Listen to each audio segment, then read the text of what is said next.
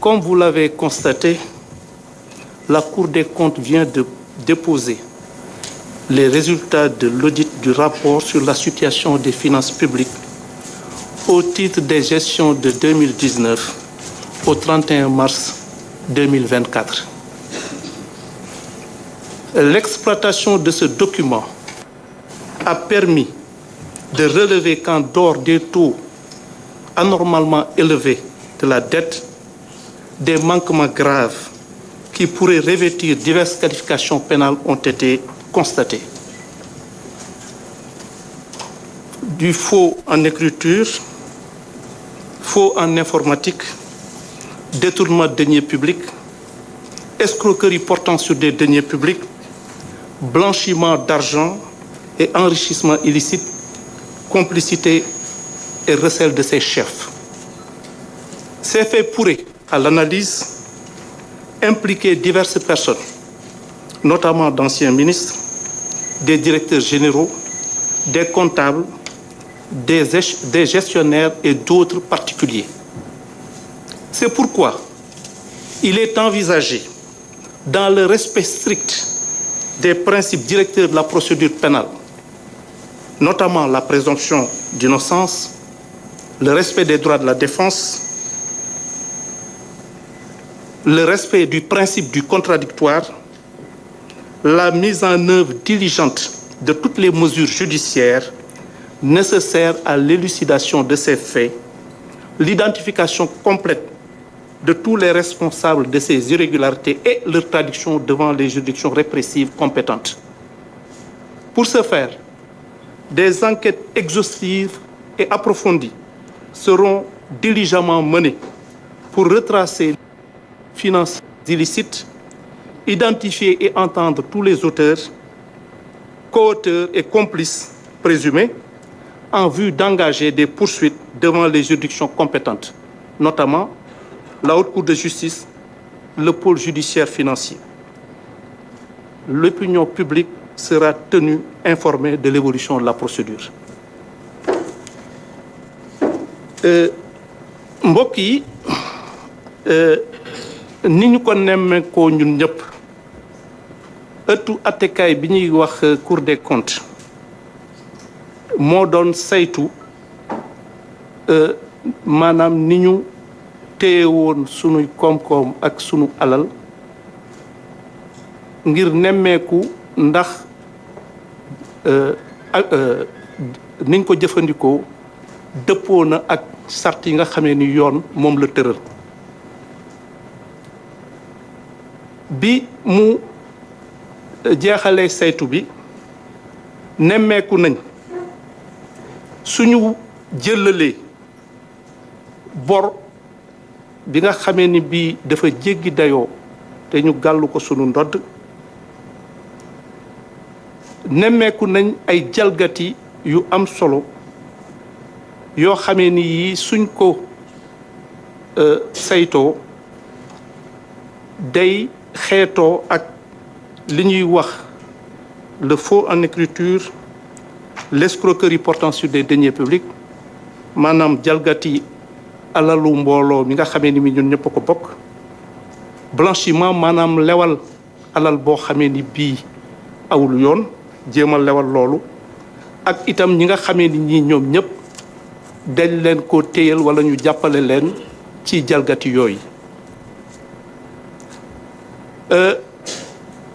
Jàpp nañ ni mbir yi tëddee te ñu xam ni Cour des comptes dafa nekk organe de contrôle maanaam saytu boo xamee ni bii ni ma ko waxee woon ci sa njëlbeen ga c'est une juridiction crédible maanaam dafa nekk ëttu attekaay boo xamee ni bii anam yi muy liggéeyee day nekk anam yoo xamee ni yu leer naññ la yu dëppook yoon ak te it ñu moom seen bopp ba nga xamee ni kenn du leen xooloo fu ñu bëggul xool wala fu dëppoowul ak yoon. te ñoom bi ñu nemmeekoo bi ñu paree ci loolu li ñu jàngat boog ci njëlbeen gi moom mooy mën nañu jàpp ni am na ay kilifa yu mag yoo xamee ni ay ministre ñu woon ci nguur gi nga xamee ni gi moo fi newoon wala ñu nekk ay directeurs généraux de société ay comptables des gestionnaires ak ñeneen moo tax am nañ yéene bu tar suñu nangulee ñëpp ñi nga xamee ni ñii war nañ leen déglu ci te muy la présomption d'innocence maanaam ñu njort ni laata na at na wala li nga xamee ni lii dañ leen koy tuumal ak aussi seen ak seen yelleef ñu sàmmoonteeg ñoom si lu wér am nañu yéene bu wér ak bu tar boo lépp li nga xamee ni lii war nañ koo def wala képp koo xamee ni kii am na ci cër ñu war koo déglu ngir seet lan lañ koy war a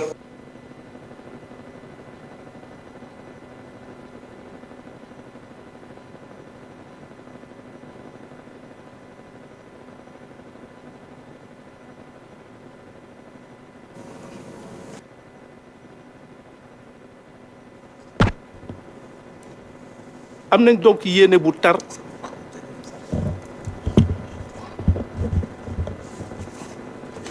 am nañ yéene bu wér boo xamee ni dinañ ko topp saytu ko ci anam yu leer nañ ba képp koo xamee ni kii laale nga ci lépp li la xamee ni yoon tëral na ko walla war nañ la kaa teg ñu teg la ko ci anam yu leer nañ te du tere lépp li nga xamee ni sa àq la ñu nangul la ko jox la ko ba mat sëkk moo tax am nañ yéene ubbi enquête yoo xamee ni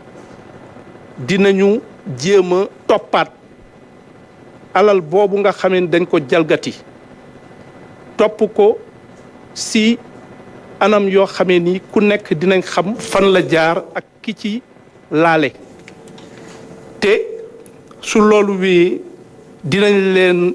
jébbal su saxee ëttu attekaay bi nga xam ni moo ko yelloo atte mu di la haute cour de justice maanaam ëttu attekaay boobu nga xamee ni dafa am ñu ko tax a jóg wala mu nekk le pôle judiciaire financier bi nga xamee ni daanaka léegi ñëpp xam nañ ko ci dëkk bi maa ngi jël engagement ni mbir mi dinañ ko jaarale ci yoon ku nekk ñu jox ko àqam ak yelleefam te saa yu fuñ ci mënti toll dinañ leen xamal fiñ ci toll liñ ci def ak liñ ci yéene maa ngi leen di sant leen gërëm jërëjëf